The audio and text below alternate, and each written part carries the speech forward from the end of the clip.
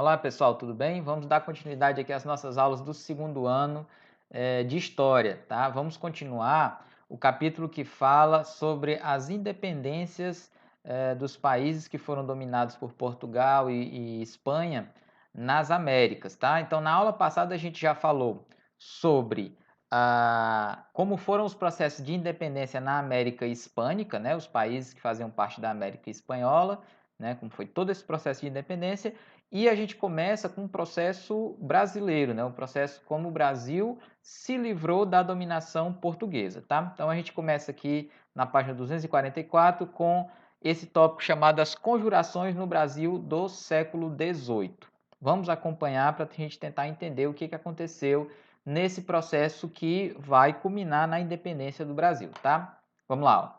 No final do século XVIII, o Brasil era uma colônia submetida à sua metrópole, Portugal. Apesar da tributação imposta pela coroa portuguesa, agravava sua situação social, criando um ambiente propício para a difusão de ideais revolucionários, desculpem.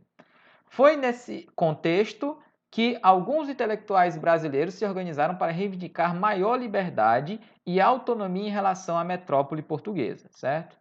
Continuando aqui, aí a primeira conjuração, conjuração mineira. Nessa época havia uma grande insatisfação entre a população de Minas Gerais, pois o governo português havia implantado uma série de reformas administrativas visando aumentar a tributação e o controle sobre a colônia, então aumentar os impostos, né, a tributação. Além disso, a atividade mineradora estava em declínio, provocado pelo esgotamento de grande parte das minas e, para garantir a arrecadação dos impostos sobre o ouro, a coroa portuguesa havia ameaçado aplicar a derrama, nome dado à cobrança forçada de impostos atrasados. Então, a gente tem que lembrar que aquela região de Minas Gerais, né, ela se desenvolveu através exatamente da descoberta do ouro, né, naquele local. E a cidade que se formou ali naquele entorno, ela estava toda baseada na questão mineradora. No século XVIII, o ouro já havia se esgotado, né, em sua grande maioria, havia muito pouco ouro naquela região, e as elites daquele local, elas estavam insatisfeitas com o governo brasileiro, porque eles estavam ameaçando aplicar a derrama, que era a cobrança dos impostos atrasados que esses caras já não estavam pagando há um bom tempo, tá? Continuando. Sentindo-se prejudicados pela política econômica imposta por Portugal, membros da elite de Vila Rica começaram a organizar em 1789 uma conjuração com o objetivo de cancelar o pagamento dos tributos e das dívidas com a coroa, além de proclamar uma república na capitania de Minas Gerais. Depois que a capitania se tornasse autônoma, os conjurados pretendiam instalar manufaturas na região, iniciar a exploração de ferro e criar uma universidade, entre outros planos. Entretanto, a libertação dos escravos da capitania não estava prevista pelos conjurados. Então, essa conjuração, né, conjurar seria se organizar para fazer um plano, né, para livrar a capitania de Minas Gerais do domínio português. Aqui fica bem claro que essas elites de Minas Gerais, esses caras ricos daqui, eles não tinham nenhum interesse em libertar o Brasil inteiro. Era apenas a capitania de Minas Gerais, porque eles não suportavam mais a cobrança que eles achavam excessiva de impostos, tá? E por isso se organizaram. Então não tinha nada a ver com a questão de libertar o Brasil, e sim apenas a capitania de Minas Gerais. Ao se posicionarem contra a denominação portuguesa, os conjurados expressavam a influência dos ideais revolucionários difundidos na Europa e na América. Os intelectuais mineiros tinham acesso às ideias iluministas por meio de livros, geralmente escritos em francês, trazidos pelos jovens que iam estudar em universidades europeias. Proprietários de minas e de terras, membros da administração colonial, advogados, escritores, militares e padres aderiram à conjuração e passaram a se reunir para planejar o levante, ou seja, essa revolta, né? Que seria iniciado no dia da cobrança da derrama.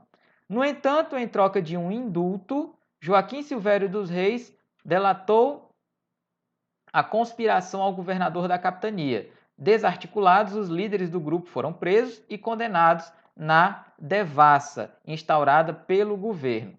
O alferes Joaquim José da Silva Xavier, conhecido como Tiradentes, um dos membros mais ativos do movimento, foi condenado à morte. Vamos ler depois o trecho aqui da sua condenação. Primeiro, vamos só ver esses trechos aqui que estão grifados para a gente entender.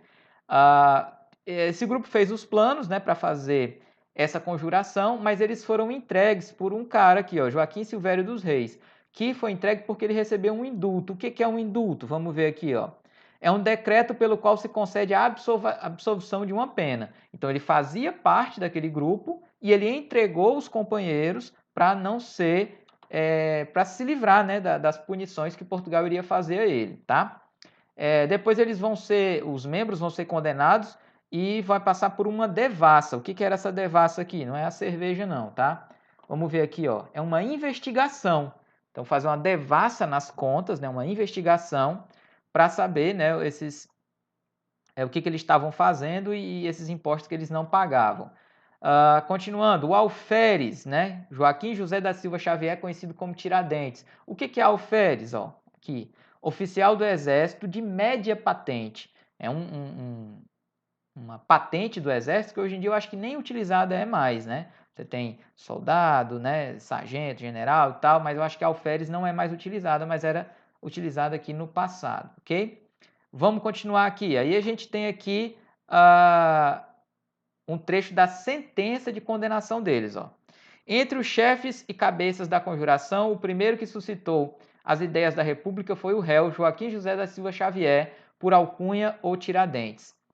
Portanto, condena-se ao réu que um baraço e pregão seja conduzido pelas ruas públicas ao lugar da forca e nela morra morte natural para sempre e que depois de morto lhe seja cortada a cabeça e levada à Vila Rica, aonde em lugar mais público dela será pregada em um poste alto que o tempo a consuma e seu corpo será dividido em quatro quartos e pregados em postes pelo caminho de Minas, tá? Então, essa é a sentença aqui do Tiradentes, que é considerado como um herói da pátria, mas basicamente ele estava nesse grupo aí que queria tentar livrar ali aquela capitania de Minas Gerais, e não o Brasil inteiro. E nessa sentença, né, ele foi condenado aqui ao baraço e pregão. Vamos ver o que é isso, ó. Baraço. Corda para açoitar o réu durante a leitura do pregão. Então, ele era açoitado. Depois, o que era o pregão? Leitura pública da sentença do acusado, certo? E vale lembrar que o Tiradentes foi o único que sofreu essa condenação de morte, tá? E é interessante que todos os outros membros da conjuração, eles tinham uma certa importância na cidade, muitos eram ricos, nada aconteceu com eles. Foram presos alguns dias, depois liberados. O Tiradentes, como era um membro do exército de baixa patente, né, que eles botam média, né, média, baixa patente, ele foi o que foi o bode expiatório, né, foi o que sofreu a maior punição, serviu de exemplo para os outros. Depois você vai ter a Conjuração Baiana. Ó. Em 1763, a capital da colônia foi transferida de Salvador para o Rio de Janeiro. A partir de então, os moradores da antiga capital passaram a sofrer com a alta dos preços de produtos essenciais, decorrente da queda na circulação de dinheiro e da falta de investimentos na cidade. No decorrer dos anos, além de roupas e alimentos, muitos produtos manufaturados também começaram a faltar. Nessa época, a maior parte da população baiana vivia em condições precárias e pagava altos impostos. Então, a gente tem que lembrar que a Bahia, né, Salvador, né, ela foi a capital do Brasil, a sua primeira capital do Brasil, até a descoberta do ouro em Minas Gerais, né, no comecinho do século XVIII, final do século XVII, começo do século XVIII, quando foi fundada, né, fundada essa capital no Rio de Janeiro. E aí, com essa retirada da capital de Salvador, né, a gente viu aqui todos os problemas que acarretou, né? Falta de produtos manufaturados, né, falta de circulação de dinheiro, tudo isso vai trazer problemas para a Bahia. E vamos continuar aqui, ó. Nessa situação de crise, um grupo de intelectuais passou a se reunir para discutir propostas de mudanças. A partir de 1798, eles começaram a manifestar sua insatisfação, afixando panfletos em vários pontos da cidade com mensagens como esta: ó, aviso ao povo baiense. Ó vós, homens cidadãos, ó vós, povos curvados e abandonados pelo rei, pelos seus despotismos e pelos seus ministros.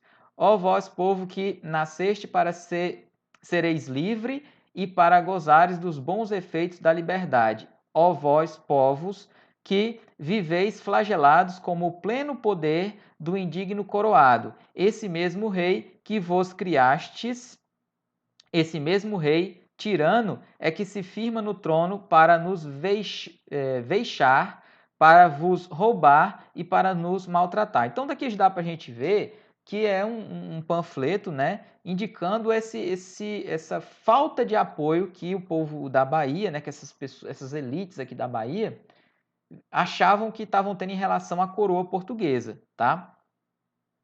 Então, só para completar aqui, né, que tem sublinhado, né, vexar é uma palavra que significa humilhar, né, eles se sentiam humilhados pelo rei. Continuando, ó, os grupos sociais mais prejudicados com a crise eram formados por escravos, militares de baixo escalão e trabalhadores livres e pobres. Em pouco tempo, esses grupos se uniram ao movimento de contestação, certo? Então, diferente daquele lá em Minas Gerais, esse aqui tinha uma participação popular, de pessoas pobres, tá? Profundamente influenciados pelos ideais da Revolução Francesa, os revoltosos nutriam um forte sentimento anticlerical e anti-europeu, ou seja, contra a igreja e contra os europeus. Eles pretendiam proclamar a república, acabar com a escravidão, abrir o porto de Salvador ao livre comércio e garantir melhores condições de vida. A base ideológica e os objetivos do movimento já estavam estabelecidos quando as reuniões secretas dos conjurados foram delatadas às autoridades. Então, ó, do mesmo jeito que a que a Conjuração Mineira, esses aqui também foram delatados, né, aos líderes de Portugal. Foi então aberto um inquérito e muitas pessoas envolvidas na conjuração foram presas e interrogadas. A repressão ao movimento foi violenta. Seus líderes, assim como os participantes mais pobres, foram condenados à morte. Muitos escravos envolvidos foram mortos, enquanto outros foram vendidos para trabalhar no sul da colônia. Outros participantes do movimento foram açoitados e enviados para o exílio na África, enquanto a maioria dos membros da elite foi absolvida nos inquéritos, né? Não se espanta em se tratando de Brasil, né? As pessoas com grana escapam, né, das punições, e os pobres dessas revoltas, né, que se metiam nesses movimentos, que eram os bodes expiatórios, né, que eram presos e que eram mortos em praça pública para servir de exemplo para que outras pessoas não fizessem a mesma coisa, tá? Então, Conjuração Baiana. E aí a gente começa aqui com o processo de independência no Brasil. O bloqueio continental imposto pela França e as relações entre Portugal e Inglaterra foram fundamentais para a transferência da corte portuguesa para o Brasil em 1808, fazendo do Rio de Janeiro a nova sede da coroa. A chegada da corte e a instalação das instituições políticas, administrativas e jurídicas do governo português no Rio de Janeiro acarretaram diversas mudanças na colônia. Essas mudanças deram início ao processo que resultou na independência do Brasil. Então, esse processo de independência do Brasil está intimamente ligado com a questão do bloqueio continental imposto pelo Napoleão Bonaparte contra os países europeus que faziam negócios com a Inglaterra, que era, de fato, o grande rival do Napoleão e da França, certo? Então, Portugal sofreu com isso e a família real portuguesa foi obrigada a vir para o Brasil, né? Eles fugiram de Portugal com medo do ataque de Napoleão e trouxeram a família real e a corte para o Brasil e tornaram o Brasil, o Rio de Janeiro, como a capital, né, a sede do Império Português. Vamos só ver aqui o que era o bloqueio continental. Ó. Visando atingir a economia britânica, Napoleão Bonaparte, imperador da França, determinou em 1806 o bloqueio continental, por meio do qual proibiu os estados europeus de comercializarem com a Inglaterra. Quem desrespeitasse o bloqueio seria considerado inimigo da França. Porém, naquela época, Portugal mantinha amplas relações comerciais com a Inglaterra e, por isso, não podia aceitar a condição imposta pelo imperador francês, sem que sua economia fosse arruinada. Então, como Portugal não queria deixar de fazer negócio com a Inglaterra, e nem podia, né, como foi descrito aqui pelo autor, se ele deixasse de fazer negócio com a Inglaterra, a economia de Portugal iria arruinar, porque dependia muito desse comércio com a Inglaterra. Então, eles fogem para o Brasil, tá? Vamos ver aqui, ó, Portugal e Inglaterra. Desde o início do século XVIII, Portugal e Inglaterra já haviam assinado tratados que beneficiavam o comércio entre eles. No começo do século XVIII, foi assinado o Tratado de Panos e Vinhos, um acordo que assegurava a venda de vinho e azeite portugueses para a Inglaterra e, em troca, determinava que Portugal deveria comprar apenas os tecidos produzidos pelos ingleses. A gente tem que lembrar que nesse momento, né, a Inglaterra está começando esse processo de industrialização, então e esse processo de industrialização ele começa justamente com os tecidos, né? Além disso, a Inglaterra era um importante comprador de produtos da colônia portuguesa na América, como o açúcar e o fumo e o algodão. Em contrapartida, Portugal comprava os produtos ingleses manufaturados para vendê-los no Brasil. Quando, em 1806, Napoleão impôs aos Estados europeus o bloqueio continental, as autoridades portuguesas tiveram que optar entre obedecer ao imperador francês ou enfrentar o exército napoleônico. Então, a gente já sabe o que foi que aconteceu, né?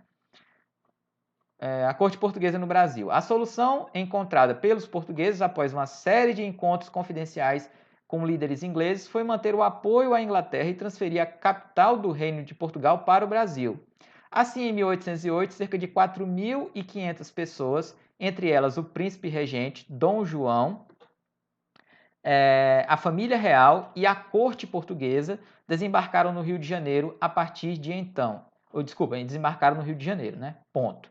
A partir de então, essa cidade tornou-se a sede do governo de Portugal. Né? Vamos ler o texto aqui. Ó. Aí ele fala aqui que o Dom João era o príncipe regente. Vamos ver aqui. Ó. Príncipe regente é aquele que assume a função de chefe de Estado durante a menoridade ou ausência do rei. Por que Dom João ele não era o rei? Na verdade, a rainha era a mãe dele. Só que ela foi considerada incapaz de ser a governante, né, de Portugal. Então, ele foi considerado como príncipe regente porque ela foi considerada louca, né? Ela não era considerada capaz de ser a gestora, né, da coroa portuguesa. Então, ele, Dom João, não era rei, ele era o príncipe regente porque a rainha ainda estava viva, tá? Continuando, ó. Aí a gente tem o texto aqui, ó. A transferência da corte para o Brasil em 1808 provocou uma série de transformações na América portuguesa e sinalizou o fim do período colonial. Deu início também ao processo de interiorização da metrópole, ou seja, não só o estabelecimento do Rio de Janeiro, das instituições-chave da administração do Reino de Portugal, como também a criação da consolidação de interesses próprios dos súditos americanos. Essa situação se fez acompanhar de uma crescente consciência do papel que o Brasil ocupava no conjunto dos domínios lusitanos. Portugal, por outro lado, viu-se reduzida a uma posição marginal.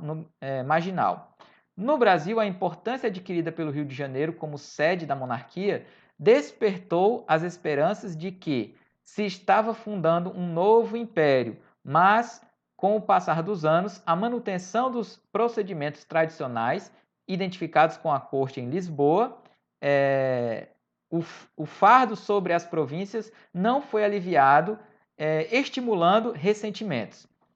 A tudo isso, a proximidade da massa escrava acrescentava para as autoridades uma dimensão de terror constante, fruto do pavor ao haitianismo, que se propagara com a revolta de escravos no Haiti em 1791.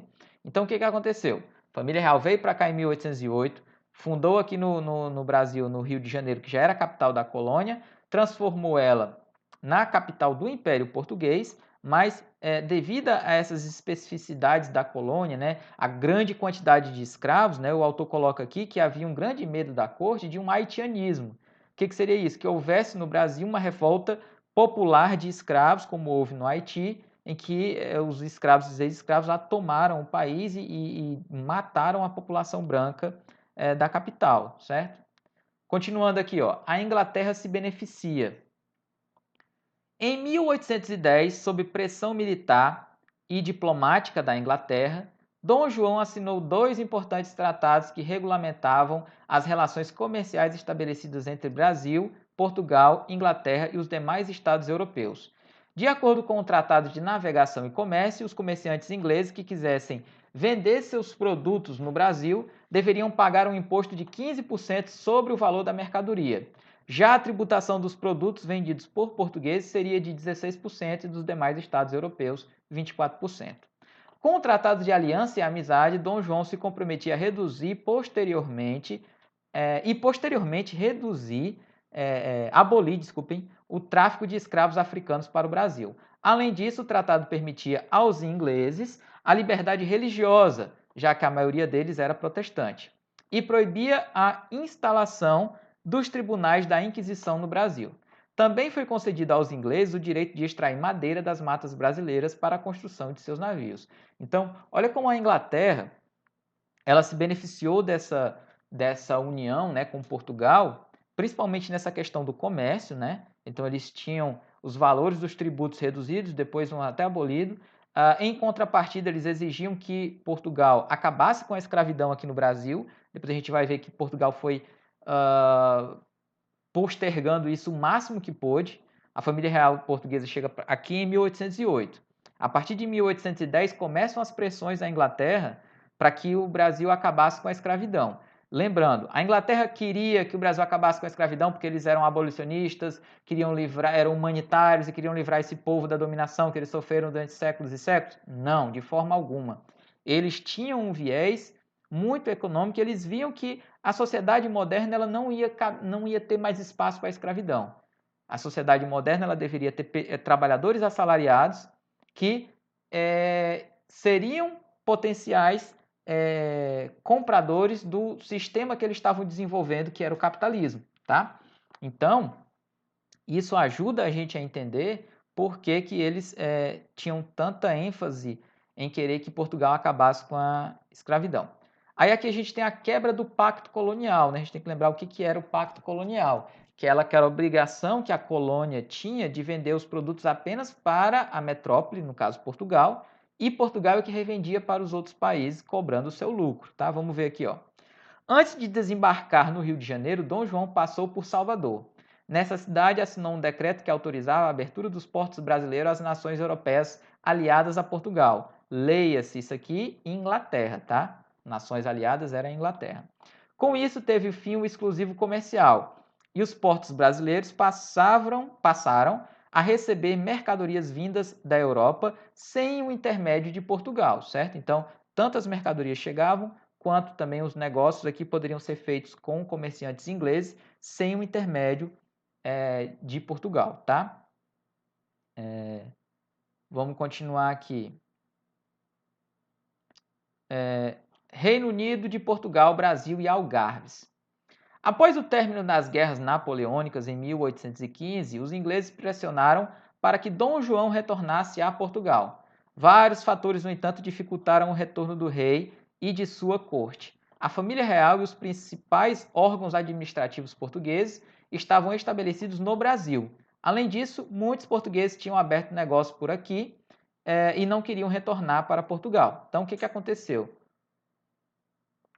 Em 1815, Napoleão foi derrotado, certo? E com a derrota dele, as cortes portuguesas voltaram a ter o domínio de Portugal, né, que eram as elites que ficaram lá em Portugal, e eles exigiam que o rei, né, que era o príncipe regente, Dom João VI, voltasse para governar Portugal, né, e que deveria ser, inclusive, abolido esse status de Reino Unido do Brasil. Né? Mas vamos ver aqui o que acontece. Ó. Deixa eu ver.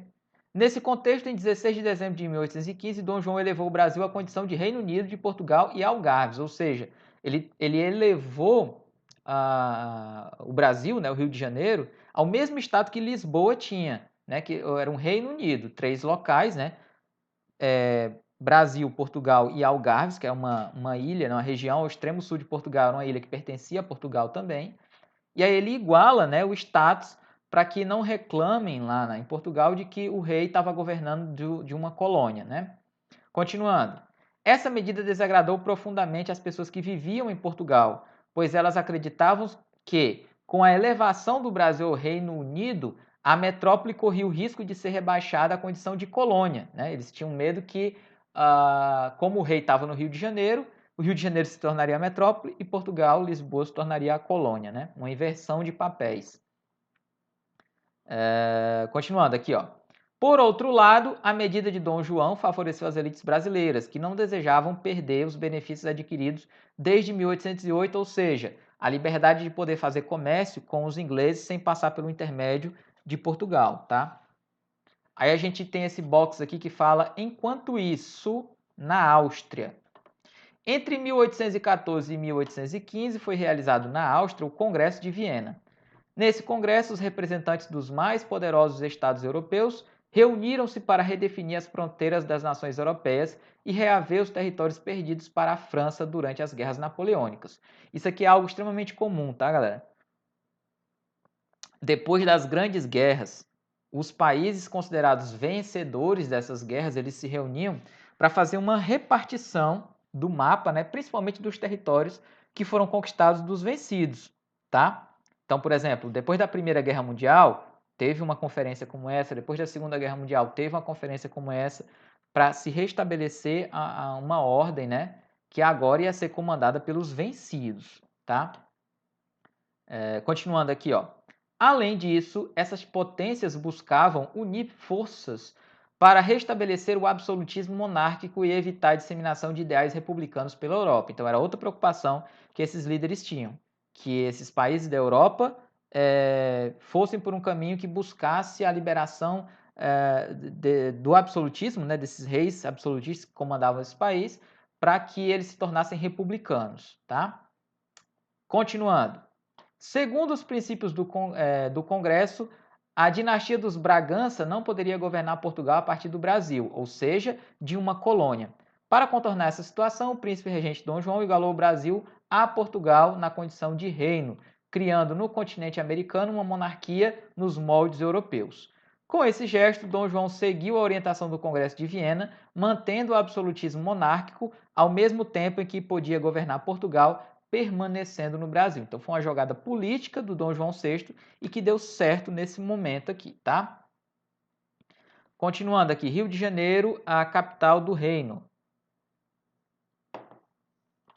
Com a chegada de Dom João e da corte ao Rio de Janeiro, essa cidade passou por rápidas transformações. Por ser a capital do reino, começou a atrair pessoas de diferentes regiões do Brasil e também de Portugal. Em pouco tempo, ocorreu um grande aumento populacional e, para atender às necessidades da população, novos estabelecimentos comerciais foram criados. Além de movimentar as atividades comerciais urbanas, a presença da coroa portuguesa no Brasil tornou necessária a criação de várias instituições. Vamos ver aqui quais instituições foram criadas com a chegada do Dom João VI no Brasil a partir de 1808. O Banco do Brasil, criado para administrar as finanças do Estado, foi o primeiro banco, né, criado aqui no Brasil. Não é esse Banco do Brasil que existe hoje, porque ele foi criado, depois ele faliu, depois ele foi reaberto com o mesmo nome, né, mas não é. Inclusive na propaganda eles colocam que tem mais de 200 anos e tal, mas houve uma falência desse banco que depois foi criado outro. Depois, a Biblioteca Real, atual Biblioteca Nacional, estruturada com um acervo trazido de Portugal. Depois, a Escola Real de Ciências, Artes e Ofícios, atual Escola de Belas Artes, que contratou artistas franceses para difundir o ensino das artes e os trabalhos artísticos. E também o Horto Real, que é o atual Jardim Botânico do Rio de Janeiro, com o objetivo de promover estudos sobre a flora do país. Além dessas instituições, Dom João fundou em 1808 a imprensa régia, né, que trouxe pela primeira vez, né, a imprensa aqui para o Brasil, tá? Vamos dar uma adiantada, né? E a gente tem aqui esse box que fala sobre sujeito na história, e a gente tem aqui Hipólito José da Costa. Vamos ver quem era ele, ó. Nascido em 1774 na colônia de Sacramento, Hipólito José da Costa bacharelou-se em filosofia e leis na Universidade de Coimbra, na qual teve contato com ideais iluministas e foi por eles influenciado. Hipólito foi o criador do jornal Correio Brasiliense, que circulou entre 1808 e 1822. Nessa época, o único jornal com circulação permitida no Brasil era a Gazeta do Rio de Janeiro. Por isso, o Correio Brasiliense era editado em Londres e distribuído clandestinamente no Brasil e em Portugal. Interessante isso, apenas um jornal era permitido no Brasil e esse era clandestino. Nesse período, o Correio Brasiliense era um importante veículo de informações, tornando-se um instrumento formador de opinião. Nele, Hipólito divulgava valores liberais e criticava abertamente aspectos da política portuguesa relativos ao Brasil.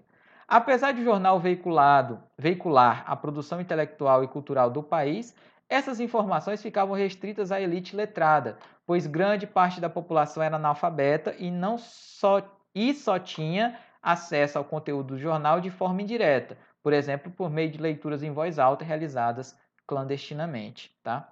Então isso aqui é interessante, galera, que a gente precisa ter uma noção que nesse período aqui no Brasil era uma elite, uma minoria das pessoas no Brasil que tinha acesso à educação, ou seja, sabiam ler, tá? Então, mesmo que um jornal trouxesse notícias importantes sobre o Estado, né, como forma de crítica mesmo, a gente tem que entender que aqui o único jornal que existia, né, ele tinha essa ligação com o governo. E toda vida que o governo ele detém os meios de imprensa, ele tem algum tipo de censura, alguma coisa do tipo, não há uma certa isenção, né, se bem que isso é difícil de ter isenção, mas pelo menos investigação sobre os atos do próprio governo. Imagine a situação, se hoje em dia apenas a imprensa do governo pudesse atuar, como que a gente ia saber sobre denúncias contra deputados, denúncia contra o presidente, denúncia contra um governador, denúncia contra um prefeito? Isso não sairia, porque como eles comandam os meios de imprensa, a gente só consegue ter acesso a essas investigações, elas só ocorrem porque a gente tem uma imprensa livre, tá? Continuando aqui, ó, Revolução Liberal do Porto. Em agosto de 1820, os governantes portugueses tiveram que enfrentar a Revolução Liberal do Porto, liderada principalmente por militares e comerciantes. Seu objetivo era reestruturar o Estado português, que naquela época atravessava um momento de grave crise política e econômica. Lembrando tudo o que aconteceu. A família real portuguesa foi para o Brasil, abandonou aquelas pessoas que ficaram lá, né, alguns poucos membros da elite que não foram com a corte, e principalmente aqui, ó, os revoltosos militares e comerciantes que queriam reestruturar Portugal, né, porque já havia acabado o Império Napoleônico, então não tinha mais aquela ameaça do Napoleão. Só que o reino agora, o reino português, a sede do reino português era no Brasil. E eles se sentiam desamparados por isso. Continuando, ó. A principal causa da crise política era a ausência dos chefes de Estado e dos membros do governo português, já que o rei Dom João VI e sua corte estavam no Brasil. Além disso, o território português estava sob o controle efetivo do marechal inglês Beresford, visto que a expulsão das tropas napoleônicas de Portugal tinha sido comandada pelos ingleses. A crise econômica, por sua vez, foi causada principalmente pela perda dos lucros que os portugueses obtinham com o monopólio do comércio brasileiro. Então, uma série de fatores.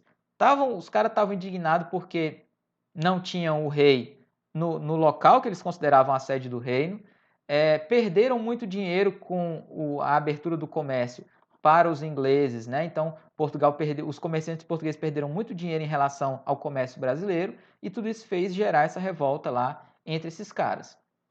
Aí a gente tem aqui as Cortes de Lisboa. Pressionadas pelos revolucionários, as autoridades portuguesas convocaram as Cortes de Lisboa, uma assembleia formada por representantes políticos do reino português. Geralmente as cortes eram convocadas quando o Estado enfrentava alguma crise. Nessa ocasião, a Assembleia foi formada por deputados portugueses e brasileiros. O principal objetivo era elaborar uma constituição liberal a ser seguida por todos os habitantes do reino, inclusive o rei. Então, ou seja, transformar esse reino, Brasil-Portugal em Algarves, e não mais um reino absolutista, mas numa monarquia constitucional, onde ia continuar o rei, mas ele deveria seguir um conjunto de leis que era a Constituição. Continuando. Os deputados portugueses queriam que Dom João VI voltasse para Portugal e, com auxílio das Cortes de Lisboa, governasse o reino. Além disso, eles pretendiam que Portugal restabelecesse o monopólio do comércio brasileiro, ou seja, queriam que o pacto colonial voltasse a vigorar, né? Então os caras estavam indignados porque perderam aquelas vantagens que eles tinham para poder comerciar com o Brasil, e aí, pegando os produtos brasileiros a baixos preços, eles revendiam caro na Europa. Os deputados brasileiros, por sua vez, reivindicavam maior participação nas decisões políticas e a implantação de uma monarquia dual, com sede tanto em Lisboa quanto no Rio de Janeiro. Vamos ver o que isso aqui vai dar. O retorno do rei a Portugal. Desde o fim das guerras napoleônicas em 1815, as autoridades portuguesas tentavam conduzir Dom João VI a Portugal. Durante a reunião das Cortes de Lisboa, os deputados portugueses aumentaram as pressões, ameaçando depor o rei caso ele não retornasse. Convencido de que a situação em Portugal era grave, Dom João VI e sua comitiva retornaram a Lisboa em abril de 1821. No ano seguinte, a Constituição Portuguesa foi aprovada, transformando o reino português em uma monarquia constitucional. Porém, ações contra-revolucionárias da nobreza e do alto clero português conseguiram alterar o texto da Constituição, diminuindo seu caráter liberal. Dom Pedro, que era o filho mais velho do rei, passou a governar o Brasil como príncipe regente. Então, Dom João VI foi tentar contornar essa confusão política que estava acontecendo em Portugal, e ele deixa o Dom Pedro I, o filho mais velho dele, como o príncipe regente do Brasil, certo? Aí a gente tem aqui o dia do fico. Após o regresso de Dom João VI, os deputados portugueses que participavam das cortes em Lisboa começaram a pressionar Dom Pedro para que ele também voltasse para Portugal. Lembrando, galera, a gente tem na família real uma linha sucessória. Então, o Dom João VI ele era o rei de Portugal, tá? O príncipe regente, e se algo acontecesse com ele na linha de sucessão, era o Dom Pedro I que deveria assumir o trono português. Então, queriam que ele voltasse imediatamente para lá, né?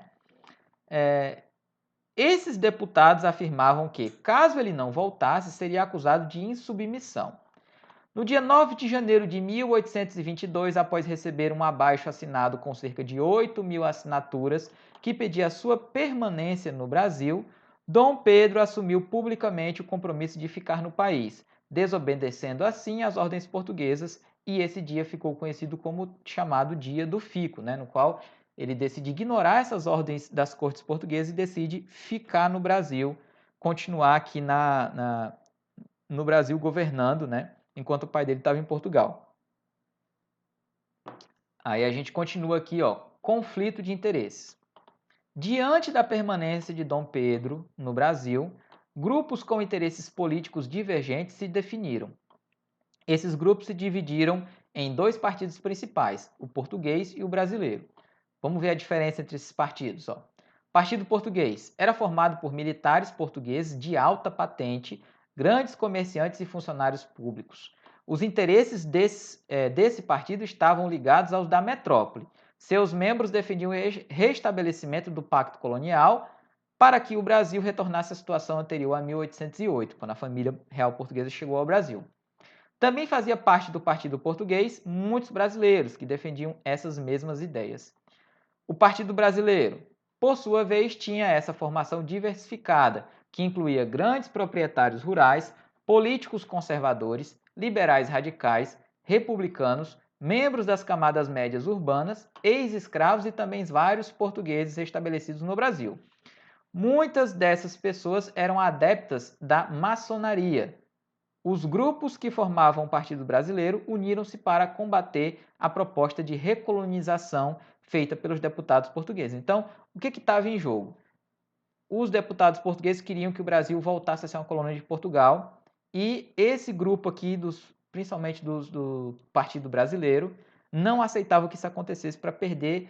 Não era nem a questão da liberdade política em si, que eles também não queriam perder, mas principalmente a liberdade econômica. Esse foi um grande fator que fez com que esse povo todo aqui se unisse, tá? Para reagir contra essa iniciativa de Portugal. Divergência no Partido Brasileiro. Durante o processo de independência, o Partido Brasileiro se dividiu em duas correntes. De um lado, havia a chamada corrente radical ou democrática, e essa corrente era liderada por Joaquim Gonçalves Ledo. Também era chamada de elite brasiliense. e defendiam um governo liberal em que a população pudesse participar das decisões políticas por meio de representantes eleitos. Esse grupo era formado principalmente pelas camadas médias urbanas, como pequenos comerciantes, boticários, jornalistas, padres, além de artesãos, ex-escravos, alforriados e homens livres pobres, tá? Então, dentro do próprio Partido Brasileiro havia essa divergência, tá? Rivalizando com os democratas, né, que era o grupo que a gente acabou de ler, estava a corrente conservadora ou aristocrata. Seu principal representante era José Bonifácio, né, que foi um grande mentor do Pedro I e vai ser o mentor desde a infância do filho dele, Pedro II, quando ele se tornar o segundo imperador do Brasil, que liderava um grupo formado por grandes proprietários rurais e membros da elite brasileira que haviam estudado na Universidade de Coimbra, em Portugal, na qual tiveram contato com ideias iluministas. Eles propunham maior autonomia para o Brasil, porém eram contrários às ideias de independência. Em um segundo momento, no entanto, esse grupo passou a apoiar a separação desde que a nova nação respeitasse a Constituição monárquica. Eles rejeitavam a participação popular nas questões políticas do Império e temiam a instalação de um regime republicano que poderia levar à fragmentação do território brasileiro, tal como havia ocorrido com colônias espanholas, tá? Então, dentro do próprio Partido Brasileiro havia um grupo mais liberal, que eram os democratas, e um grupo mais conservador, tá? Que era aristocrata. Ele falou, o autor falou também que dentro desse Partido Brasileiro, muitos dos membros eram da maçonaria. Vamos ver o que é essa maçonaria, tá? Ó, aqui tem a explicação. Não existe um consenso sobre a origem da maçonaria. Muitos estudiosos acreditam, porém, que ela tenha surgido durante a Idade Média nas corporações de ofício que agrupavam pedreiros e arquitetos. Maçom em francês, arcaico, significa construtor, os quais mantinham em segredo as técnicas de seu ofício. No século XVIII, os maçons passaram a participar ativamente da política, criticando o absolutismo monárquico por meio da defesa dos ideais liberais inspirados pelo iluminismo. No Brasil, o primeiro registro de uma loja maçônica, como são chamados os núcleos maçônicos, é de 1801, no Rio de Janeiro. No século XIX, eles tiveram um importante papel na independência do Brasil, combatendo o absolutismo e o colonialismo. Foi nas lojas maçônicas que antecederam os principais debates entre os líderes dos partidos brasileiros, mobilizando as forças políticas responsáveis pela independência do Brasil. Então, era um grupo que se reunia, né, ela é considerada ainda uma organização mais ou menos que secreta, né? Não é a questão de que eles são secretos, é que a sua liturgia, né, como eles se reúnem lá, fica restrita a eles, né? Eles têm uma estrutura que fica restrita a eles, né? Mas não quer dizer que seja uma organização secreta. Por exemplo, aqui no centro de Fortaleza, a gente tem uma loja maçônica ali na Rua Imperador. Então todo mundo sabe onde eles se reúnem e tal, só que eles têm, né, os segredos deles lá sobre o que eles fazem nessas reuniões. E aqui no século XVIII, muitos deles tinham esses ideais iluministas, né, e ajudaram bastante nesse processo de independência do Brasil. E aí, finalmente, a gente chega aqui no ato da proclamação da independência. A gente viu todo esse processo até agora, né, chamado processo de independência, que vai culminar na proclamação de independência do Brasil em relação a Portugal. Vamos ver aqui, ó. Após o episódio do Dia do Fico, Dom Pedro começou a tomar decisões que indicavam uma tendência separatista. Primeiramente, expulsou do Rio de Janeiro soldados portugueses que se recusaram a jurar fidelidade a ele, e depois aproximou-se da elite conservadora brasileira, nomeando José Bonifácio como ministro. Desse modo, Dom Pedro conseguiu o apoio de conservadores, proprietários rurais, altos funcionários, juízes e grandes comerciantes.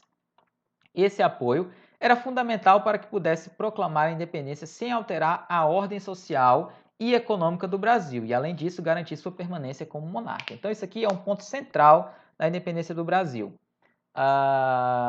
Dom Pedro ele foi muito influenciado pelo José Bonifácio e por outras lideranças que fizeram com que ele visse que a melhor opção era se separar de Portugal, mas manter todas as características que existiam antes da separação. Uma monarquia absolutista, né? mantendo todos os direitos e privilégios das elites e principalmente sem a participação popular, porque essa participação popular poderia gerar uma tendência de que as pessoas buscassem um regime republicano e não uma monarquia, que era o que eles queriam continuar aqui no Brasil. Os meses de agosto e setembro de 1822 foram decisivos para a separação formal entre a colônia e a metrópole. Em agosto, Dom Pedro declarou que todos os soldados portugueses que desembarcassem no Brasil seriam considerados inimigos. No início de setembro, chegaram ao Brasil várias cartas das Cortes de Lisboa que desautorizavam as medidas tomadas pelo príncipe regente e exigiam seu retorno imediato. Dom Pedro não acatou as ordens das Cortes de Lisboa e, em 7 de setembro de 1822, mais precisamente no Riacho do Ipiranga, em São Paulo, declarou o Brasil independente de Portugal. A antiga colônia portuguesa passou então a se chamar Império do Brasil. Dom Pedro tornou-se o imperador, o primeiro imperador, e recebeu o título de Dom Pedro I, e foi coroado em dezembro do mesmo ano, com toda a pompa de um monarca europeu. Então a gente tem aqui uma pintura produzida por Debré, um artista francês, por volta de 1830, representando a coroação de Dom Pedro I como imperador do Brasil, tá? Aí a gente continua aqui, galera, para a gente terminar, que a independência do Brasil ela não foi assim totalmente alheia a revoltas, tá? Houve no Brasil as chamadas guerras de independência, apesar de haver pouca participação popular no processo. Vamos ver aqui, ó. A declaração de independência não foi imediatamente aceita por todas as regiões do Brasil. Apenas as províncias de São Paulo, Minas Gerais e Rio de Janeiro aderiram prontamente ao novo regime imperial. Os governantes das províncias do Norte, do Nordeste e do Sul continuaram a prestar obediência às determinações das Cortes de Lisboa, e as tropas portuguesas foram mantidas nessas províncias. Essas tropas ofereceram resistência à instalação de um governo independente no Brasil, dando início às chamadas Guerras de Independência. Uma série de conflitos que se estenderam entre 1822 e 1823, período de um ano. Um dos principais focos de resistência portuguesa contra a independência do Brasil foi na Bahia. Vamos ver o que aconteceu lá. Na capitania da Bahia, a mais populosa do Brasil, houve forte resistência das forças portuguesas. No início de 1822, antes da declaração da independência, as Cortes de Lisboa enviaram para Salvador, capital da Bahia, o general Madeira de Melo, com o objetivo de assumir o governo da província. A nomeação do general não foi bem recebida pela junta de governo local, assim como pelos militares brasileiros, senhores de engenho e pelas camadas médias urbanas. Acompanhado de reforços, Madeira chegou à Bahia e assumiu o poder, derrotando os brasileiros que resistiam. As forças portuguesas que haviam sido expulsas do Rio de Janeiro se juntaram às de Madeira, que também contavam com uma esquadra que lhe garantia o domínio da Baía de Todos os Santos, imprescindível para o abastecimento de suas forças. No início de 1823, a Bahia era a província que os portugueses tinham seu maior contingente militar, o que representava um grande desafio para os defensores da independência. Então, o último foco, o maior foco de resistência desses portugueses que não queriam aceitar a independência foi na Bahia, tá? E vamos ver como isso terminou. A expulsão dos portugueses da Bahia. Os brasileiros expulsos de Salvador se refugiaram no interior da região do Recôncavo Baiano, principalmente na vila de Cachoeira. Nessa vila estruturaram um governo autônomo e, com o apoio dos senhores de engenho e de forças compostas por voluntários de diversas províncias, passaram a organizar ataques às tropas portuguesas localizadas na capital. Como Dom Pedro não contava com um exército solidamente organizado, contraiu empréstimos para contratar experientes comandantes militares estrangeiros. Entre esses comandantes, destacou-se o almirante escocês Lord Cochrane, que teve um importante papel nas lutas de independência. Em meados de 1823, os portugueses detinham o controle de Salvador, mas já se encontravam enfraquecidos por causa dos frequentes ataques das forças brasileiras. Além disso, a situação dos portugueses ficou insustentável depois do bloqueio da Baía de Todos os Santos, pela recém-criada Marinha Imperial Brasileira. sob o comando do almirante Cochrane. Sitiados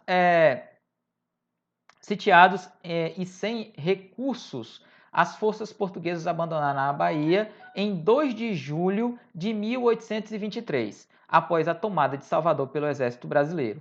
Essa data ficou estabelecida como o Dia da Independência para os baianos, tá? Além disso, a gente teve também essa Batalha do Genipapo no Piauí. Vamos ver o que foi isso, ó.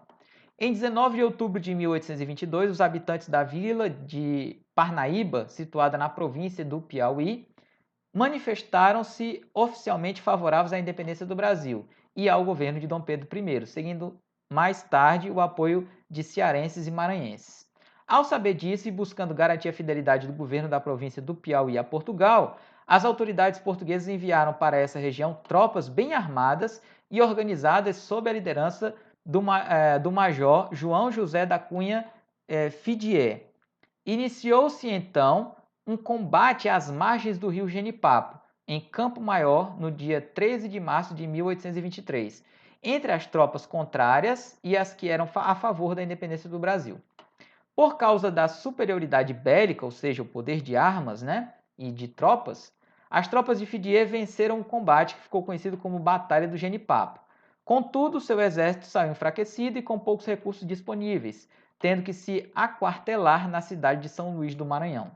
Diante do enfraquecimento das tropas inimigas, as forças brasileiras se reorganizaram com a ajuda da frota naval brasileira, sitiaram a cidade de São Luís, desculpem. Os portugueses, não encontrando alternativa, assinaram o termo de rendição em 31 de julho de 1823, tá? Então, houve resistência no Brasil, como nesse caso aí no Piauí e principalmente na Bahia, mas elas duraram pouco tempo, né? E em 1823 o Brasil, de fato, era um país independente. Só faltava uma coisa, que era a questão do reconhecimento internacional, que vai começar a partir de 1824 com o reconhecimento do primeiro país, né, que foi os Estados Unidos. Foi o primeiro a reconhecer a independência do Brasil. Vamos ver aqui as consequências da guerra, né? A rendição das tropas fiéis a Portugal, aquarteladas na Bahia e no Piauí, é vista por muitos historiadores como um dos acontecimentos decisivos para o processo de emancipação do Brasil. Além disso, a adesão de piauienses, cearenses e maranhenses à causa da independência foi fundamental para a consolidação da unidade territorial do Brasil, contribuindo para reforçar o vínculo entre as populações da região Nordeste. Contudo, apesar de ter exercido um papel crucial nas guerras de independência, grande parte da população não se beneficiou de seus resultados. Com o término dos combates, constituiu-se no poder uma oligarquia agrária que assumiu o projeto de consolidação do Estado brasileiro sem propor transformações significativas para a sociedade, tá? E vamos ver aqui para a gente terminar. Nesse processo todo que a gente falou aqui, a gente tem que entender que tinha essa guerra, tinha essas tropas, mas a participação de escravos libertos, né, e escravos nesse processo de independência, ou se falar em abolição nesse processo de independência, praticamente não existia. Vamos ver aqui esse box, ó. Os escravos e os libertos de origem africana e afro-brasileira tiveram um papel ativo nas lutas pela independência. Era comum que senhores de engenho mandassem seus escravos para as guerras no lugar de seus filhos e a si próprios. Então, a participação dos escravos não foi assim que eles se libertaram e foram lutar. Não. Era muitas vezes nesse caso. Então, tipo, o cara era convocado para lutar na guerra. Ele, ao invés de mandar o filho, ele mandava um escravo para lutar na guerra, certo? Além disso, os portugueses também utilizaram tropas formadas por escravos africanos e afrodescendentes contra os brasileiros. Armar escravos e libertos, no entanto, causava grande preocupação entre as lideranças militares brasileiras que temiam um levante de escravos contra a população branca. Aos olhos da elite brasileira, isso constituía um perigo ainda maior que a possível vitória das forças portuguesas. Então, isso era um dos grandes motivos que fazia com que muitos desses senhores não implementassem um grande contingente de escravos para lutar nessas guerras, porque eles iriam pegar em armas e quem é que garantiria que depois da vitória, né, nessas guerras eles não se revoltassem como foi feito no Haiti, né? Então esse foi o processo de independência aqui no Brasil. Então, independência proclamada, né, no dia 22 de abril.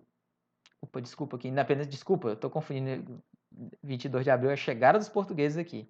Independência no dia 7 de setembro de 1822, tá? Então, independência proclamada e consolidada a partir do ano de 1823 e depois com o apoio internacional a partir dos Estados Unidos em 1824 e de outras nações, ele vai ser consolidado a partir do tempo, tá? Aí na próxima aula, galera, a gente começa a falar sobre o período que vai surgir após a independência do Brasil, que é o primeiro Império Brasileiro, comandado por Pedro I, tá?